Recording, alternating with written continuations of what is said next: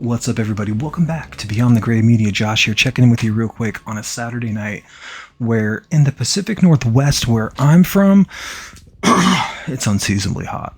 It is freaking hot. It's only like 90 degrees, which isn't nothing compared to where my wife is from, New Orleans, where it is just unbearable. Anyway, I finally got up the courage to come into this room. I'm living like a pioneer in here.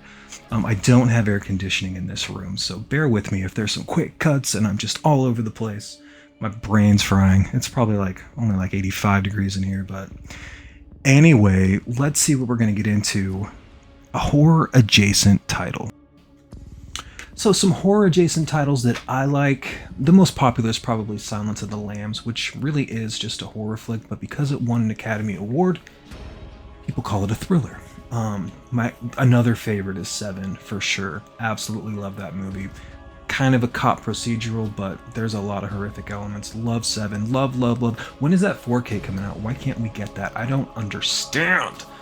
But another one that I really enjoy that is kind of off the radar, that I think it premiered on Hulu from Vice. This is from Unobstructed View. Lords of Chaos. A lot of people don't like. Let's get into it. So Lords of Chaos, it's based off the book Lords of Chaos, which I've got out there on the bookshelf. And it's the true story, kind of the retelling of the black metal church burnings, stabbings, mostly focused around Mayhem and Burzum, Euronymous, and Varg Virkens. Anyway, I just call him Varg. Anyway. The Mayhem story I've always been obsessed with. It's a horror story, right? The whole thing.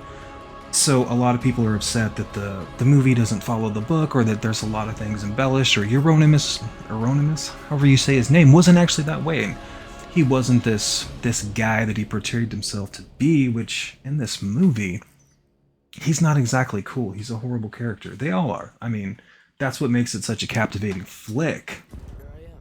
I first heard about Lords of Chaos from one of those metalhead community boards. I want to say it was like Blabbermouth or something, where all the death metalheads get together to either complain about Imagine Dragons or the bands that they wish would go on tour and never do.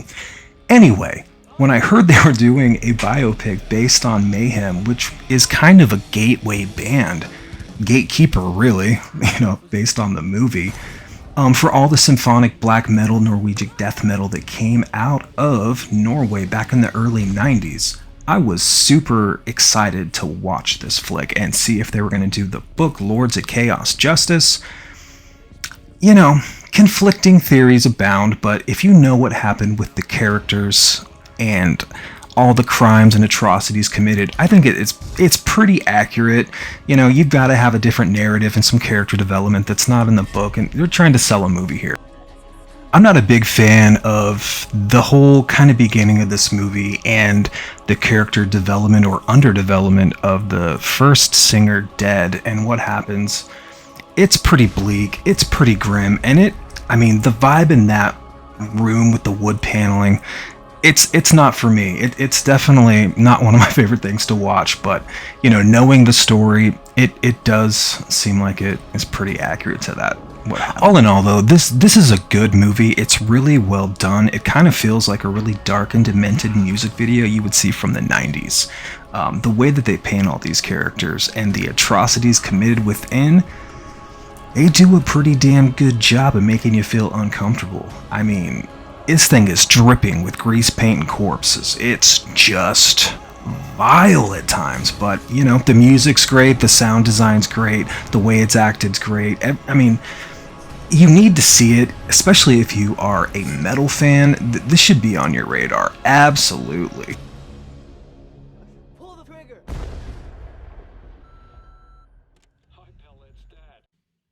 So yeah, guys, for me, this is an all-day recommendation. Absolutely, all-day recommendation. Lords of Chaos.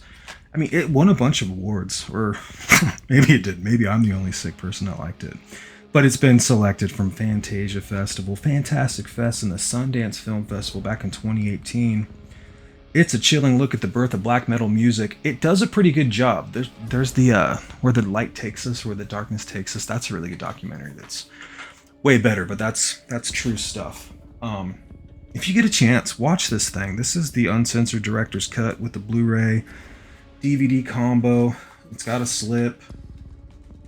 Yeah, this is essential if you're a metalhead. Definitely check it out. I think you'll really like it. You know, next to movies like Seven, Silence of the Lambs, there's a couple other horror adjacent flicks that are more kind of like psychological thrillers from the 90s. There's a whole bunch.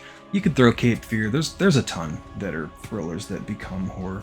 Even like Single White Female to an extent, you know. But this is solid. I think you'll really like it. I think it's considered a drama, actually.